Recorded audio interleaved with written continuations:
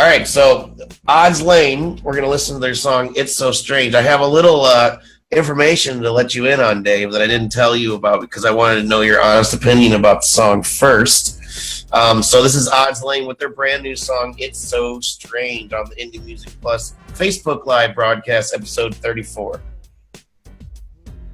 Last night on Cherokee, I saw things no one should ever see.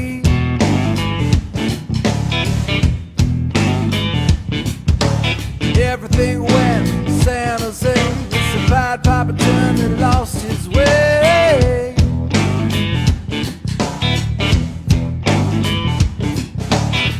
So long it's gone, but you still keep holding on and on.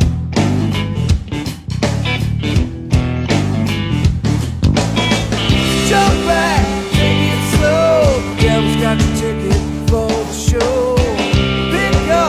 Pick up sticks and maybe take off that crucifix.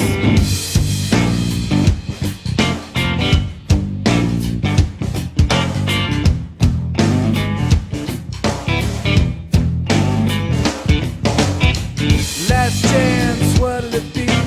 Keep it all inside or set it free.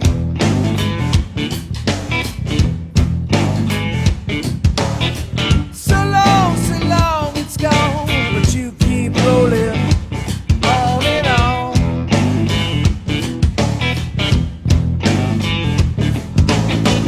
Jump back, take it slow. The devil's got your ticket for the show. Pick up sticks and maybe take off that crucifix. And now off you go.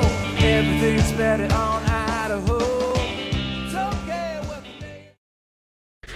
And that is Take It Slow by Odds Lane on the Indie Music Plus podcast. I apologize, I totally said the wrong name, but that's because I am a total idiot. Hey, I agree with that.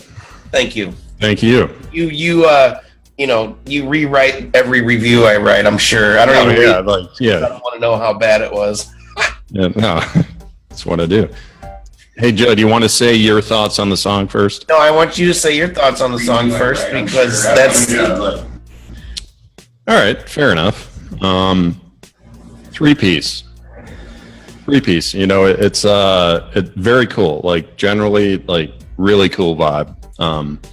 Three-piece is pretty rare just because, you only have drum, bass, guitar. Like, they all have to be really good when you play live or else the show's terrible. Like, if one of the guys is even average, it's just so much accentuated because it's just a very stripped-down sound.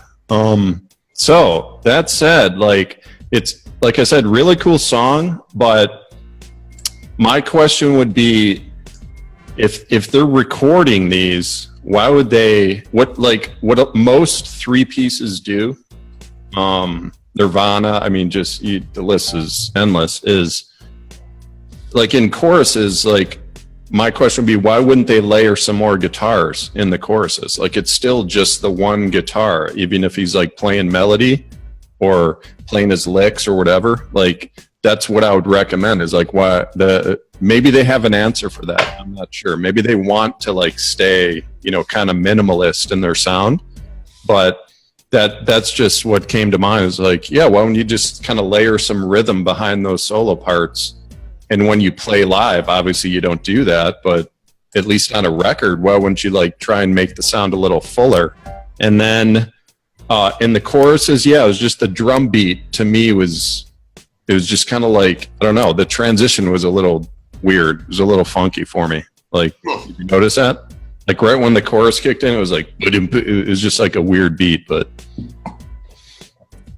super cool dude, like Southern rock, bluesy rock, alt rock vibe, like great voice. I think his voice is super cool. Cool. Yeah. What do you think, man? So, would you believe me if I told you that I used to be in this band?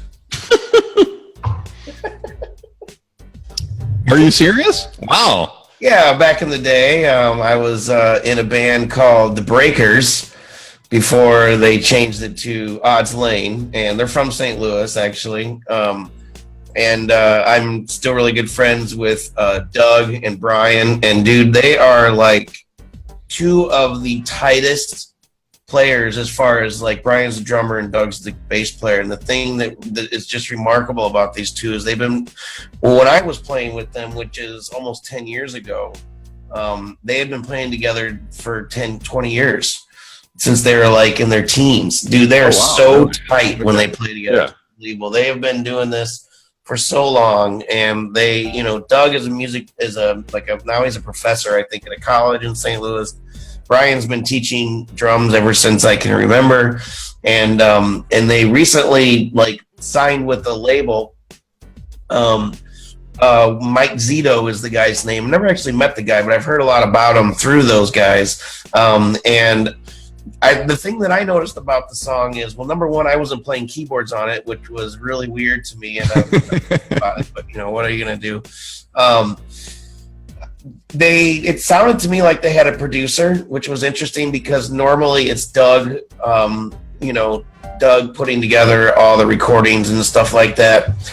So I asked him just before the show, I said, did you have a producer? And he said, well, Zito had a lot to say about things, but not really. It was also mixed. The interesting thing is it was mixed by a guy named David Z, who mixed Purple Rain, which is pretty cool. So it's to me, the first thing I noticed as well. The second thing I noticed, I guess you should say, if I just said first thing I noticed, is the mix is just so much better, dude. And Doug just answered in the comments, said, to answer the question, yes, going live for a live minimalistic blues vibe, but thanks for the other compliments. That's kind of what I was assuming they were doing, because I don't know if you've heard of King's X, but one thing another thing I noticed was the sound of the drums in particular. I went to a King's X show with them, so I know they're big fans, and that the live thing is, they're really big into doing the live thing. We actually recorded at Sun Studios in Memphis, Tennessee, where all the legends have recorded Elvis and yeah, fair enough, Joe. Like I was saying, like if they want to maintain the stripped down sound, I respect that. Like that's a choice. Like, but now here you're a sly dog, Joe. You just wait to tell me this until we're live. I've been thinking about this all week. I couldn't actually hearing that you played with them, that would be having the nice like organ layered. I'll show you some of the old stuff. You can look it up. I'm sure that was like an awesome addition to the sound. Like, you know, just like behind like what they got going on, that just made it a little fuller. And that was probably, a great addition. But yeah. Just another side note before we move on. I don't know if you noted, or I didn't know if I told you before about the '80s band I used to play with, but that was them. We were actually called Hip Check for a little while, and then they changed the name to the Breakers, and we kind of did originals and then all that stuff. And Doug's just an amazing songwriter. He's been nominated for some Mid-South Grammys. Later, I'll tell you about one of our trips to Memphis. Cool. Ended up in just a drunken rampage.